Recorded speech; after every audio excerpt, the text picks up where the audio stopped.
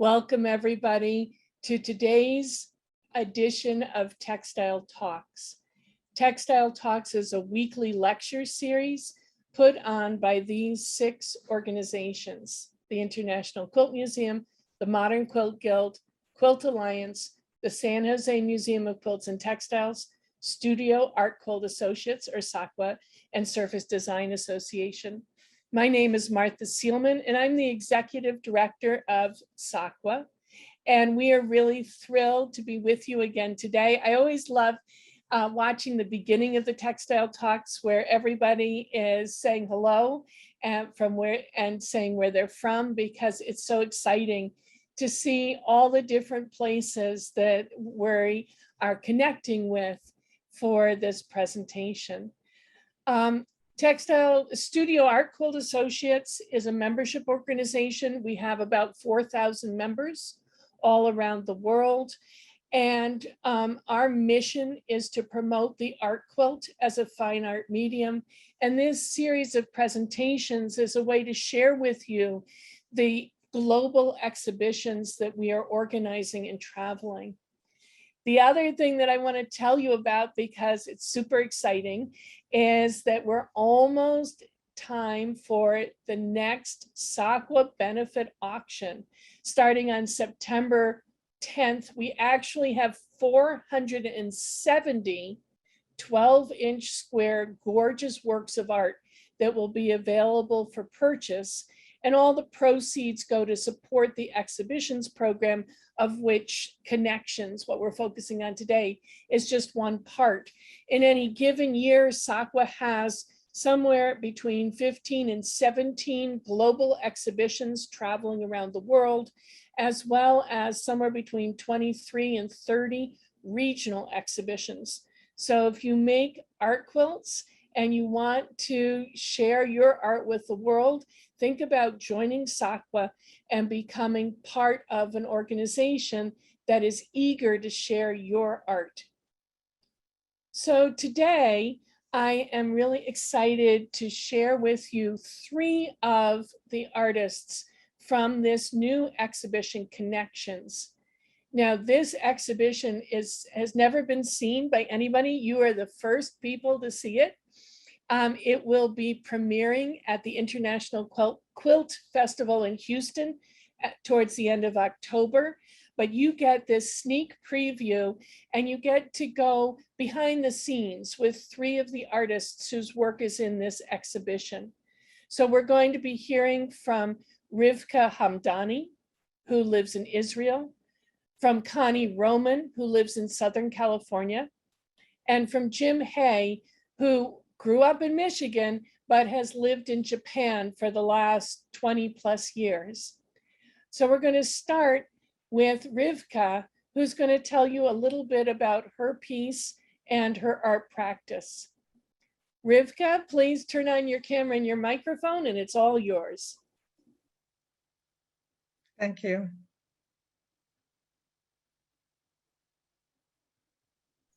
Just tell Lucy when you're ready to go to the next slide. I'm ready to go to the next slide. I want to thank you, Martha. I really appreciate being given the opportunity to be part of this program. And I want to thank all the sponsors of the Textile Talks who make these enlightening and learning experiences possible every single week. The first quilt I want to show you is called Everything in Nature Has Its Own Speed. And I also had my own speed in nature. I began sewing and my love of fabric as a child. I began quilting only 15 years ago when a colleague mentioned that there was a quilt shop in Israel, and it was only about 20 kilometers away from my home in Ashdod. I went over to the store and I saw that they also had workshops. And then I became a quilting addict. I began making traditional quilts, which I make to this day. And as I was more and more exposed to art quilts, my interest grew and I decided to direct my effort in this direction also. My inspiration are my interests and relationships, and frequently titles of quilt exhibitions light my imagination and give me food for thought. Everything in nature has its own speed was made for an exhibition that was to be in Maastricht, Holland. It was later canceled, but this particular quilt did travel in the Mancuso exhibition in the United States. As you see, the background was pieced, but the objects on the quilt were appliqued and quilted. And one of the fun things I like about art quilts is that I can use my scraps from my sewing experience also, so nothing really goes to waste. You can see the detail of the quilt also, if Lucy will show it to you. Okay. I wish, right, thank you, Lucy, very much. Next, I would like to show you a quilt that I made as a tribute to my husband. It's called Kingfisher. This particular quilt is a tribute to my husband and his love of photography, especially birds. When I was looking through his photographs, I liked the composition of this particular photograph with the angles and the triangles made with the rods and their reflections. I also like the grayish bluish color of the water that was reflected from the sky because it was only in the beginning of the day, very near sunrise. And that was a challenge for me to make this color. And I did it by using different variegated threads and quilting. In this particular quilt, I was first exposed to the use of tulle as a medium in quilting. Cindy Richard, my friend and mentor, introduced me to this medium. She also encouraged me to join SAQA.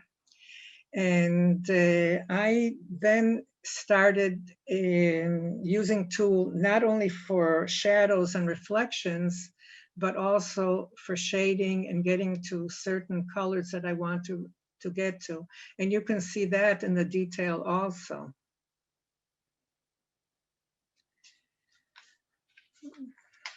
The next quilt I want to show you is called Bleak. And the inspiration for this quilt was our local guild's decision to make an exhibition called In the Wake of Artists.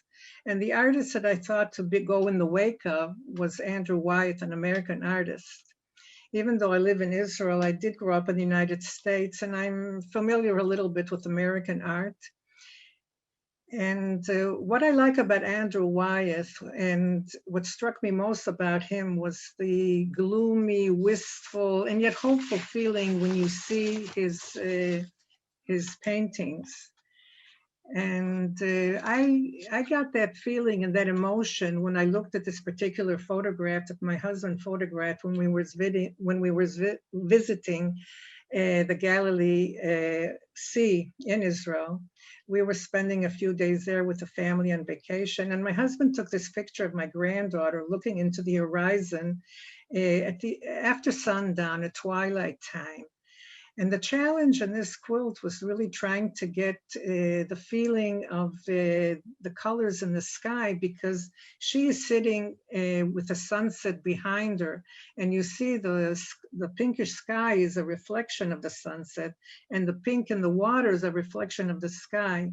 So that was really challenging to me. And once again, I used tulle as the medium to get the effect that I wanted to. You can see it also in the detail. I used it also for the shadows and shading the chairs also. My quilt for connections is called A Touch of Healing. And this quilt was inspired by the Israeli Quilt Association's annual exhibition, which was called The Five Senses. It was an exhibition that took place a few years ago. And when I thought about the five senses, my immediate association was the sense of touch. I'm a retired occupational therapist and I've worked in rehab for over 40 years. And touch is, in our language, in Hebrew and in English, they have the word touch has the same connotations. It isn't only a physical touch, but touch is also touching the soul and touching the heart and touching the mind. And you cannot touch all these aspects of the patient without, you can't get successful rehab without touching all these aspects of the patient.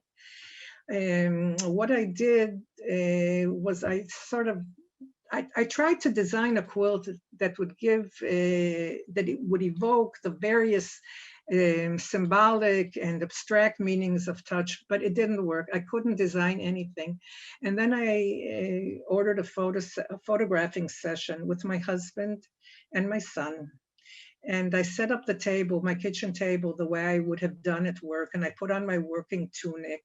And I had my son taking a picture, various photographs of me treating my husband in the various positions I used in my work. And this was the photograph that I decided to use. And at the end, it was the basic physical touch that won out in all my deliberations. I never finished this for the IQA annual exhibition, but to my great honor and delight, it was accepted for Connections.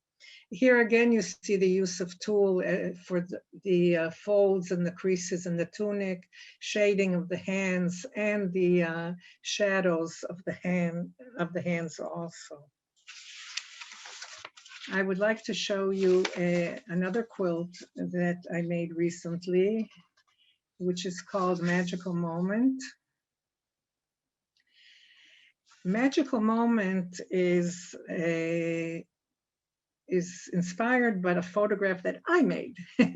This time I photographed my granddaughters at the beach at twilight time, it's a sunset. I live in the coastal town of Ashdod. It has a port in it also, and Israel's biggest port is Ashdod port, and you see the ships waiting in line to go into the port. I took this photograph 2 years ago when they came to spend a few days with us. The girls are not all sisters, they're cousins and sisters. And they come and they connect together and they're part of, it's the fun part of the summer. And going to the beach late at night, it's just late in the day, excuse me, is like the perfect end for really a hot, humid day, because only then is it cool enough to really enjoy and to really enjoy ourselves. And it's important for me to tell you that the sunset here was entirely done by tulle. The only fabric in the sunset, the whole sky, is the yellow fabric is the backing fabric, and then the white sun. And again, the sun, the halo of the sun in the off-white. And all the other is different shades of tulle layered one on top of the other. I entered this particular quilt in the Connections exhibition also. And my granddaughters weren't accepted, my hands were, but then I decided to try my luck with a jazz show at the Houston Quilt Festival, and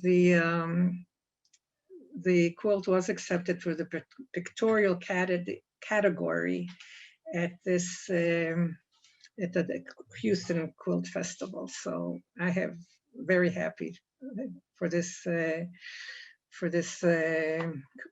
honor that I have received. I want to thank you, all of you, for your attention. I want to thank again SAQA for asking me and allowing me to present my quilts to you. And I would like to introduce you to Connie Roman, and she will tell you about her fabulous quilt and the process she used to reach the result you will see in the exhibition. Thank you, Rivka. Thank you for sharing your wonderful quilts with us today. That was great. I'm really excited to be here. I love the textile talks, and it's really an honor to be part of one of them. So I wanted to start today with the first slide, showing you my, there it is, showing you my studio. I'm always really curious about how other artists work and how they have their studios set up, so I thought I'd show you mine.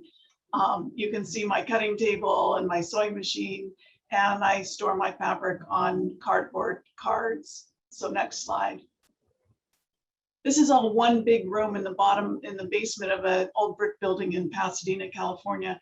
And you can see the other side of the room here. I've got the big bins for my fabric scraps. I've got my bookshelf. I've got more fabric, always more fabric. I have way too much fabric. Anyways, so moving ahead with the next slide. Okay, so there we go. This is my piece called Now and Then, which was accepted into Connections.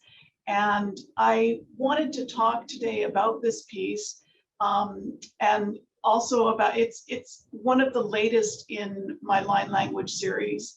And I want to talk about my line language series and how it kind of evolved, how it came to be, and how it ended up with this piece. So next slide. This is the very first piece that I made in the series. And my idea for the series was to make an abstract out of squares with lines that would interconnect and form some kind of interesting line study. So I started just, sketching some ideas out, and I looked down and I was like, some of the lines look like letters. And I was like, okay, this is great. I can use this. This is going to be really interesting. What I could do is make stylized letters that would form a line study and an abstract. And if you knew how to read it, you could actually find the hidden meaning behind this piece. So this is the first piece I did in the series. It's called Alphabet Sampler. And it's all of the letters in the alphabet, how I thought I was going to use them. So in the first row at the top, you can see A, B, C, D, and E. And I finished this and I looked at it and I was sort of like, it's a little bit too busy. It's too complex, too complicated. So I took some other words and some other phrases and tried to work with the letters a little bit and came up with, next slide, this piece. And this is called Carpe Diem. And you can see at the top line is C-A-R, the middle is P-E-D, and the bottom is I-E-M. And the letters are a lot more simplified, and I liked this. And so basically, this is the font, so to speak, that I use throughout the rest of the series. So if you can read one of these pieces, then you can read the rest of them. So for example, in the upper right, that's pink R, that's an R. And so once you know that's an R, then you'll see that again in other pieces in the series, and you can read them all. This piece is made out of my hand-dyed fabrics, and it is reverse applique. Next. So I did a lot of pieces in this series, and this one's one that I just threw together recently. During the pandemic, my challenge to myself was to use only what I had in my studio. And I had some leftover letters from another piece I had done. So I put this one together. It reads, Art is Life. And you can see that R in the top row in the middle. This piece is done with Dupioni silks and batiks and hand dyes. And again, it's reverse applique. So I did a lot of these pieces and sort of explored color and different ways of working. One of the things that was good for me about working in this series was I knew how to start. It was easy to start a new piece because I already had the concept. I would start with a word or phrase, and then I knew the letters, and I would just arrange them and put them together. So I didn't have to deal with writer's block or artist block or whatever that is when you're sitting around trying to think of, what next. So basically that was one of the good things about working in this way for me. And after I had done a lot of these pieces, I was sort of like, okay, what can I do? What's next in this series? So I thought I'd go big. Next slide. So I found a quote, a longer quote from the poet E.E. Cummings, who's an American poet. And the quote goes, I thank you, God, for most this amazing day, for the leaping greenly spirits of trees and a blue true dream of sky, and for everything which is natural, which is infinite, which is yes. And I really like that quote, and I wanted to use it, but and my idea was to have a canopy of trees with the sky filtering through, and sort of an abstracted version of that with the letters forming some of the branches. So the problem with making it, though, was E.E. Cummings is not in the public domain. So I went to the E.E. Cummings Foundation and they said, submit a proposal to our board, which I did. And then I didn't hear anything back from them. And months go by, still nothing. And finally, after about 1.5 years, I still haven't heard from the board. And so I was like, you know what? They didn't like the idea. Nothing's going to happen with it. That's done. But I still liked the concept. So I went ahead and I found another quote that was in the public domain. This one is from Aristotle, and I created this piece out of it. This piece says, in all things of nature, there is something of the marvelous, Aristotle. And I use the spaces in between the words to have the sky filtering through. And you can see some of the letters form the branches in the tree canopy. Next. Can we have the next slide? Lucy, are you there? Lucy, can we get the next slide up? It's coming. Hold on. Oh, okay. Okay. So anyways, the next piece that I did, which you'll see in a minute, was I decided to go even larger. And I did probably the largest piece that I have done in the series. And you'll see it in a minute. It's called Proust, and it's from a quote by Marcel Proust. And we'll be able to see it hopefully in a minute. So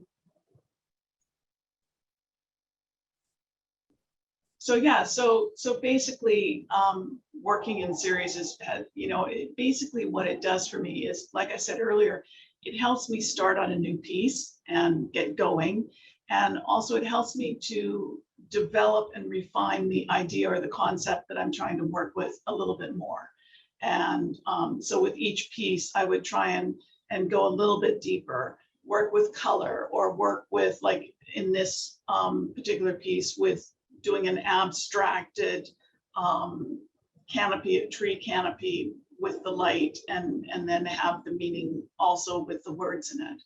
Okay. So, Connie, yeah. I have a message. Lucy says that her Zoom has frozen. Okay. And that's why we're not seeing Proust while we are still seeing you. So let's see. Lucy's going to stop the screen share, and then she's going to start it again. And hopefully the Zoom gods are with us, and we will then be able to move forward. So should I do anything or just wait? Just hang out there for Okay. 1 minute. Okay. And hopefully. We'll see what happens. Yeah. Oh, don't you just love technology? All right, Lucy has exited, and she'll be back in a minute, and we will hopefully resume without any difficulties. She says, 1 sec, 1 second. Okay. I'm just glad I'm not Lucy right now trying to madly fix this. In the meantime, somebody asked about your reverse applique technique. And so why don't you talk about that while we're waiting for Lucy's Zoom to hopefully start working again? Sure. Basically what I do for the reverse applique is I take 2 pieces of fabric, for like the squares that are, say, 8 inches each, and I layer them on top of each other. And then I draw the letter with a pen onto the top piece, and then I sew on both sides of that line, and then I cut it back out. So I cut the top layer out so that it reveals the color beneath it. So you're not turning the edges under, it's raw edge at that point. Raw edge reverse applique. And I finish the edges with like a zigzag. Okay. And do you ever slice through the underneath layer? That's what happened to me when I tried that. I have done that a few times, and it's, you know, unfortunately I do it letter by letter, so I'm not ruining the entire piece. Mhm. So, but I just learned to be very careful. And I use those duckbill scissors that are really good Okay. for cutting closely to the line. Right, so you're less likely to pierce it through. Yeah. Okay, I think we're back to Yay! business. Okay, here we go. All right, so this is Proust, and you can see it's quite large. And it's a quote from Marcel Proust. And can we have the next slide? Hopefully. Yeah, there we go. And it reads, the quote reads, "The real voyage of discovery consists not in seeking new landscapes, but in having new eyes." Proust. And so what I did with this piece, besides working larger, was and messing around with color, was I took the spaces in between the words, and next slide. And I quilted the quote both in English and in French, because of course Marcel Proust was French and would have written it originally in French. And my idea was so that in case you couldn't suss out the letters in the piece, you could read it in these spaces in between the words, and you could actually get the quote. So, so that was that piece. And then next piece, now we're back to Now and Then.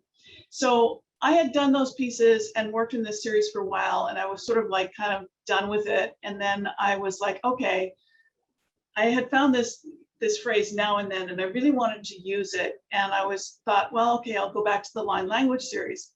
And I was sort of laying out the letters, and I was like, not really happy with how it looked. So I was trying different things, and I came up with the idea of stacking the letters on top of each other to create a word. So for example, in this piece, each panel is a word.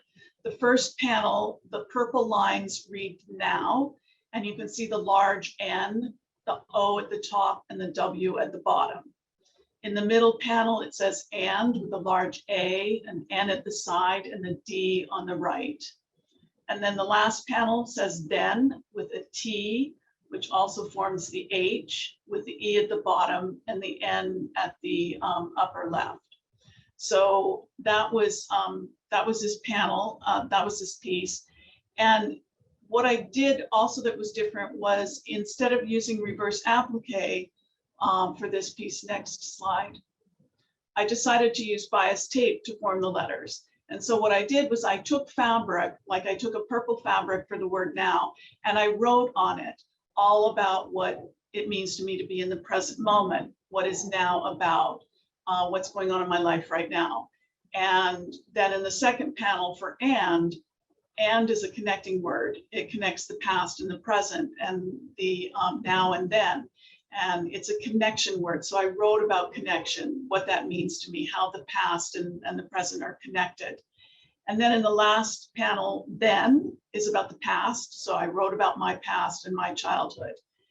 Then what I did was I cut up the fabric into bias strips and use them to form the letters. So what I like about that is it actually adds another depth of hidden meaning to the piece. You can see partial bits of the words, but you can't really read it. But the meaning is still imbued in the piece. So, oh, and yeah, and then the next slide. So this is the final piece. And the background is a deconstructed screen print that I overdyed. I wanted to just go back because I forgot to say in the piece about Aristotle's canopy, actually about 2 years after I did this piece, I heard back from the board, the E.E. Cummings board, and they said, go ahead, do it. I was like, okay, well, I already did it.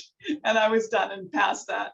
But it was an interesting idea for me about how to work with nonprofit boards and foundations. Just, you have to be patient. So, okay, so that's my my talk about my series work, and hopefully you can see how my work has evolved from the beginning of the series until now. And I will continue to explore this idea of stacking the letters up. So that's it. Thank you for being here today, and thank you for listening. And now I would like to introduce Jim Hay.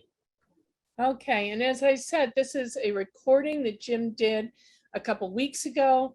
But he is here in person to answer your questions. So if you have questions for Jim or Rivka or Connie, please put them in the chat or in the Q&A box, and we'll answer them after we watch Jim's presentation. My name is Jim Hay. I live in Japan, but right now I am in America because I came home to visit with family. So this whole talk is going to be about connections. Perfect timing. I'm reconnecting with my family after 2 years of being locked down in Japan. And all 4 grandchildren will now be in university as of this particular year. And the youngest one is Kadra, and she will be going to Michigan State University, which is exactly where I went. So yay, yay, yay for that. Okay, so that's part of the reason I'm home. Another part of the reason I'm home is to go salmon fishing with my other daughter in Michigan. So we were over in a lake right by the Great Lakes, right by Lake Michigan. And an interesting thing happened. The only one that caught a salmon is Robin. So there's the picture of that. So, wow, good fisherman. Okay, so we are going to talk about connections. And one of the first connections is the idea that both of my parents were born not in America. My father's from Scotland. He came to America by way of, he came to Canada first and then down to Detroit. My mother, as a little girl, was getting ready when she was 3 years old to come to America on a ship because her parents, my grandparents, had bought tickets to come to America to live. So she was very excited. Great big boat, we're gonna ride on the great big boat. And her older brother, my Uncle Henry, oh, that's no, what are you talking? It's not a boat, that's a ship. It's the biggest ship in the world. It's the greatest ship ever, okay? So they were going to ride. The tickets they bought were all ready to go. But just before the ship was ready to leave, my great-grandmother became ill and had to be in a hospital. So my grandpa had to return the tickets for tickets on a later ship. So this picture shows my mother as a young child feeding tomato soup to my great-grandmother, who my great-grandmother is now the absolute hero of our family and the only reason that we're all here, because that first ship they were going to be on came out of the English Channel past Guernsey, which is where my mother's family lived, right there near France, and started across the Atlantic Ocean and sunk. Okay, that was the Titanic. So if that had been the ship they were on, probably we wouldn't be making this video today. Okay, so that's the idea of this one. And the next thing I want to talk about is after I finished high school in Michigan, I went down to Florida with my parents when they were retiring. And I worked at the Tides Hotel and Bath Club, which is an absolutely luxurious hotel resort on the Gulf Coast. So this picture shows two people, and a third person is me. The 2 people are two of the most famous people of the 20th century, probably, and they were trying to reconnect. This is the first connections. That's Marilyn Monroe, one of the most beautiful women in the world, and Joe DiMaggio, the New York Yankees, one of the best hitters in the world, okay? And the little guy looking there and half spilling the coffee is me at 18 years old, waiting on Marilyn Monroe and Joe DiMaggio. That's a connection. So the next connection happens more recently. I don't usually make a plan when I'm going to make some artwork. I just start. And this one started from just this black face that you see in the center. And I had no other plan but that. Then I thought, well, I kind of like it. It looks like a black Buddha. So I added a shirt, flowery type of shirt, and this person's very gentle and nice. And then all of a sudden, another image started coming in. There's no plan, there's no drawing, started coming into the picture, and this is a woman. And is that a girlfriend? Are they lovers? Are they friends? Are they even acquainted? Are they just happen to be two people in the same picture space? That we don't know. This piece is called Strange Bedfellows. Okay, Strange Bedfellows. And there's some parts, I don't know how much you can see, but her long fingernails look kind of a little bit threatening. So, and he looks very gentle, but we don't really know the reality. Okay, the next piece is the one that's in the show right now, and this one is called Do Not Worry. I am always by your side. Okay, and this comes from the idea my father-in-law in Japan was a great golfer. He's 88 years old. He's playing golf all the time. When I'd play with him, it'd take me about 5 strokes to even catch up to where his drive went. And he taught other older people how to sing karaoke, and he was a lively guy. And all of a sudden, boom, it all changed. He had a massive stroke, and everything changed in one day. And this was right becoming 2020. So the first couple of times we were able to go into the hospital when he was there, but after that, everything was locked down. That was really a tragedy. We couldn't even visit him at all to give him some hope and some sense of fighting back, because he really is a fighter. But the best that my wife Miyuki and her mother could do was make videos and send it in with a nurse that they could have some kind of contact. But when 2021 came, the January 2nd, he passed. It was just too much.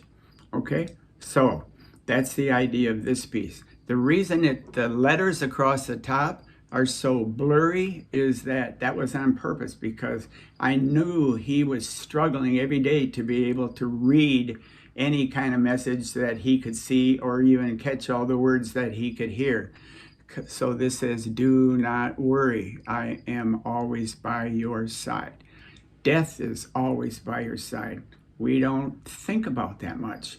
My parents died a long time ago, and now my father-in-law was only 10 years older than I am, so it almost hit me more to see somebody that almost my equal in age pass on like that, and so suddenly. They had to remove half of his brain. That's why it's that white section there.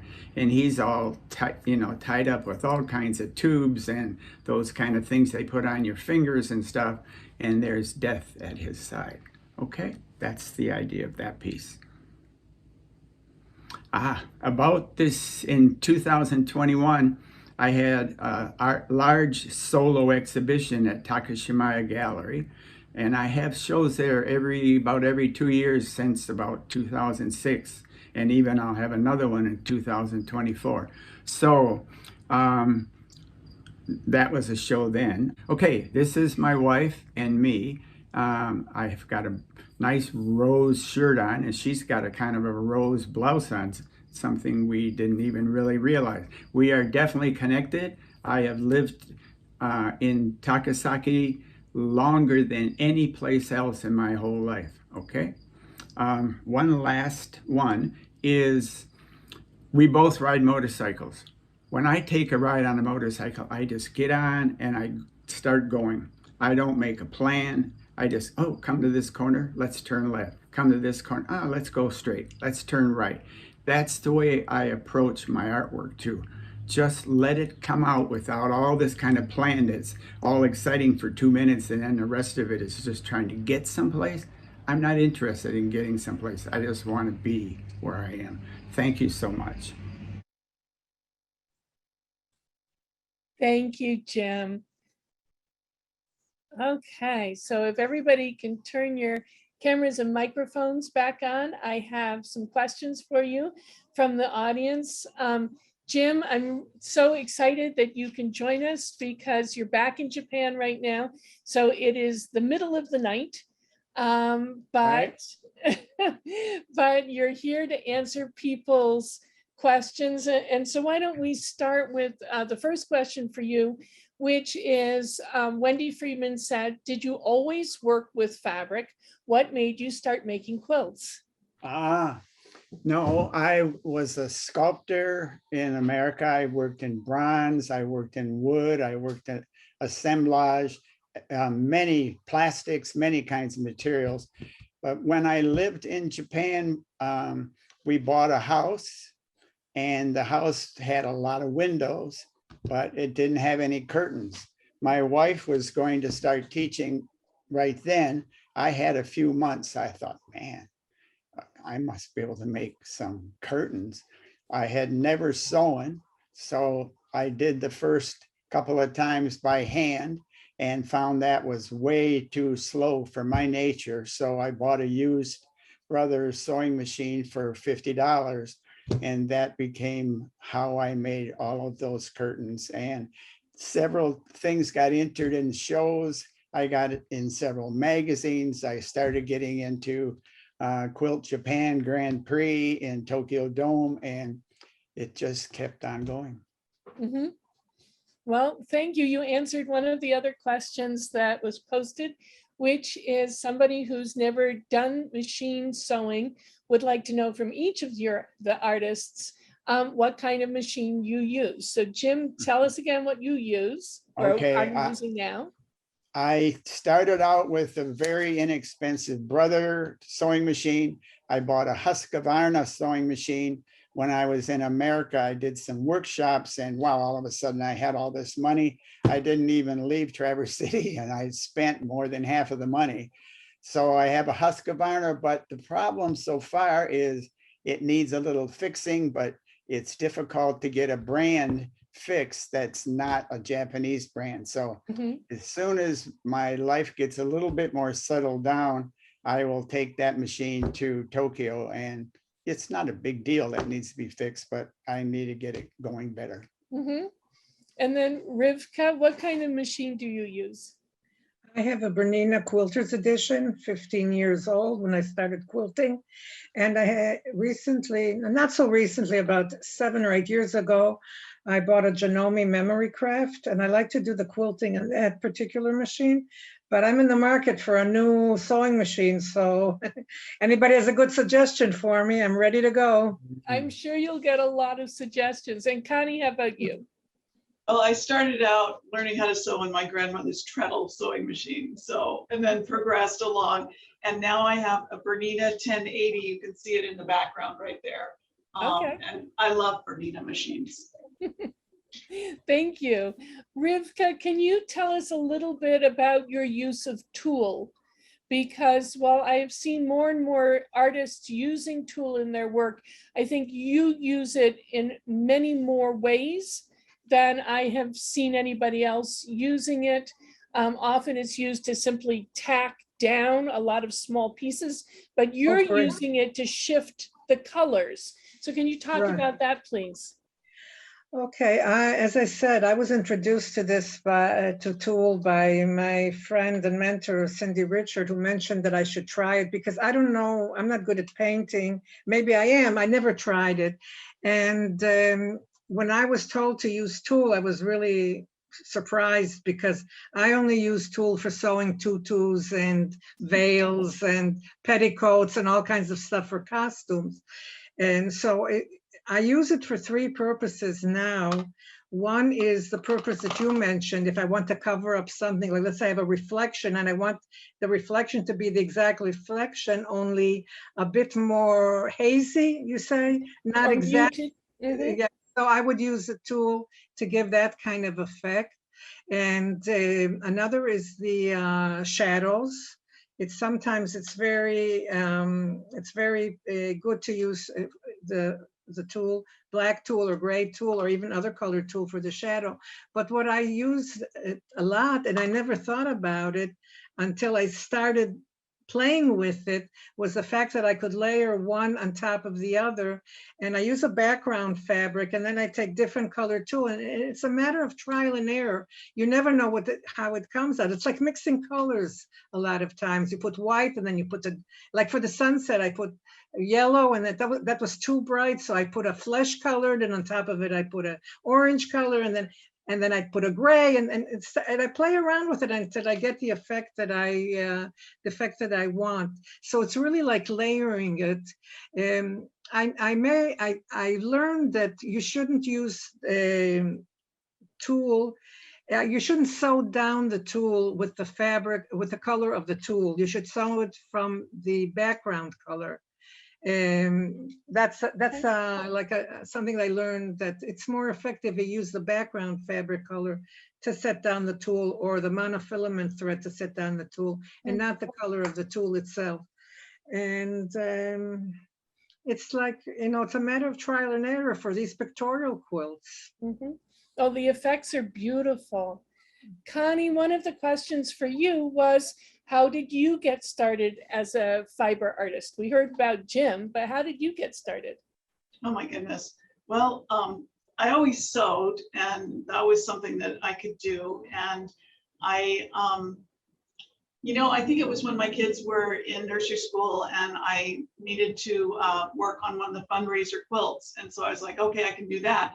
And then I was like, this is fun. I remember sewing, I remember working on quilts. And then I graduated from that to art quilts, and then to textile arts, and just, it's just progressed. Mm-hmm. There were a lot of questions about how you're storing your fabric. What kind of cardboard are you using, and how do you get it to stay so neat? Okay, I feel like I'm doing a commercial right now.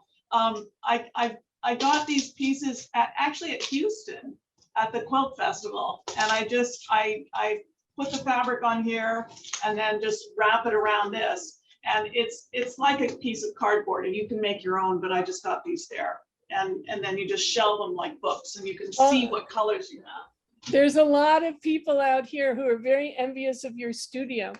But Jim, you take a really different approach to fabrics. So where do your fabrics come from? Because you're not buying commercial fabric, right?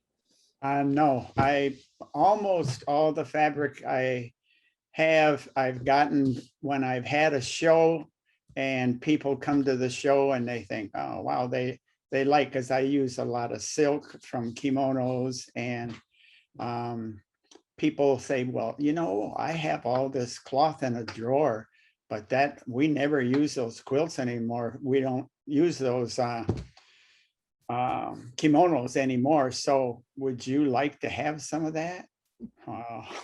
So that's where most of the cloth actually comes from, gifts from other people. Or when I go on a vacation, I try to find cloths in that country.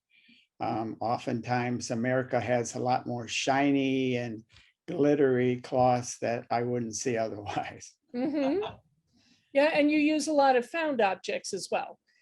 Sorry? You use a lot of found objects as well, like the playing cards. Oh, yeah.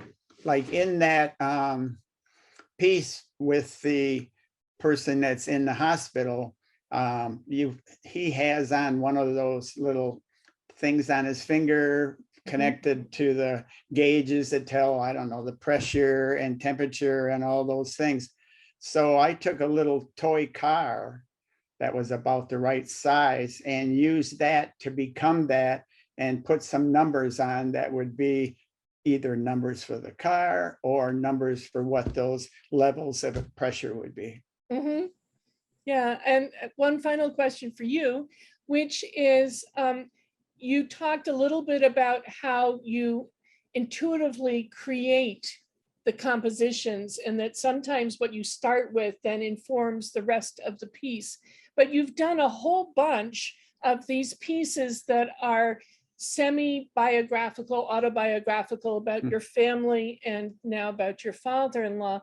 So it's not completely intuitive. How do you find a balance between that to end up with something that is so specifically speaks to what's happening in your life? Right. That's, yeah.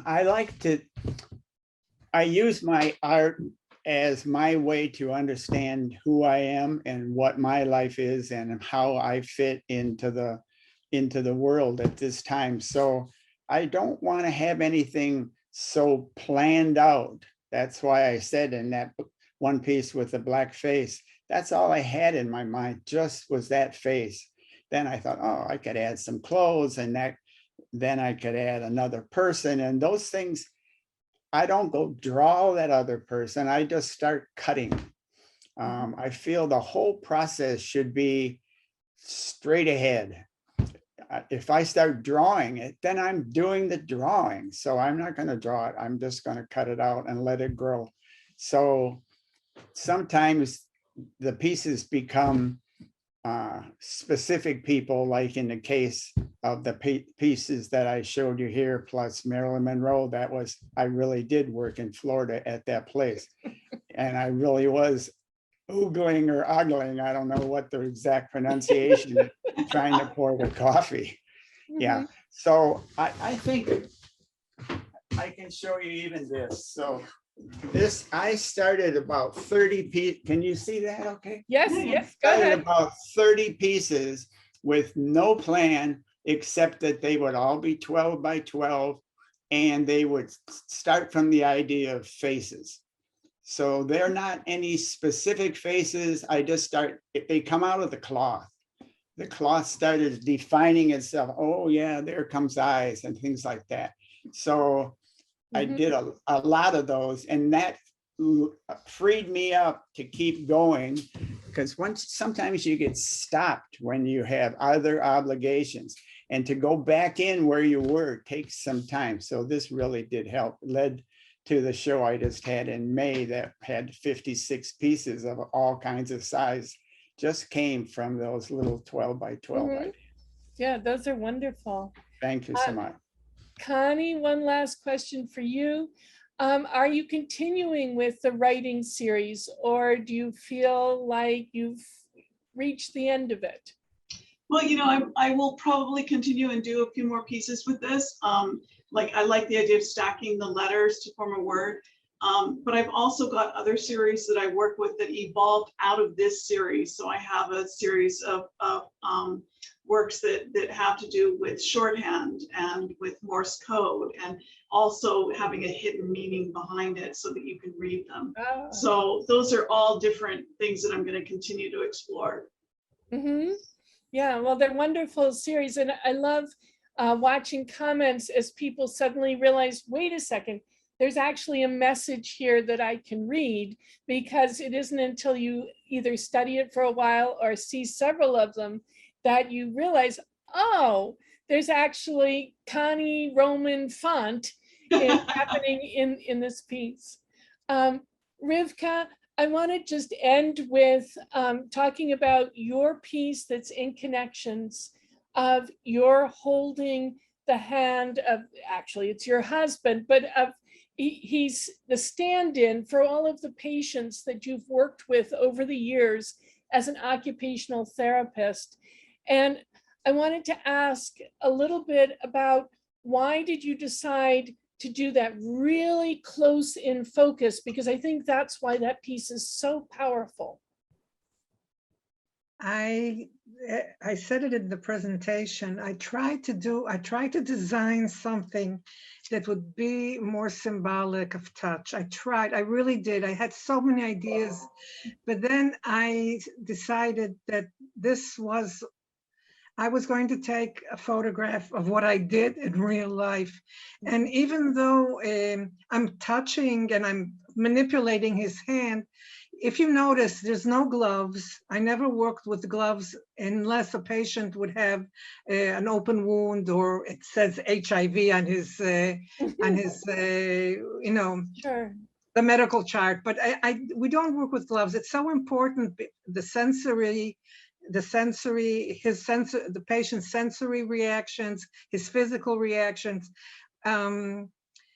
We physically touch our patients in this line of work called occupational therapy, but we also touch the people's minds and their hearts and their souls, and with the two things together is what works.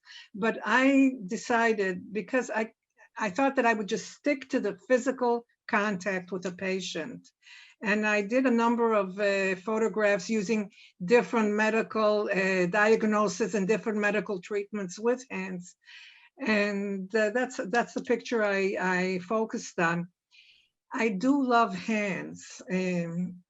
I work with people's hands, handwork, handmade, that all comes together. And if I told you in the beginning of the presentation, I've been sewing since I was a child. I had a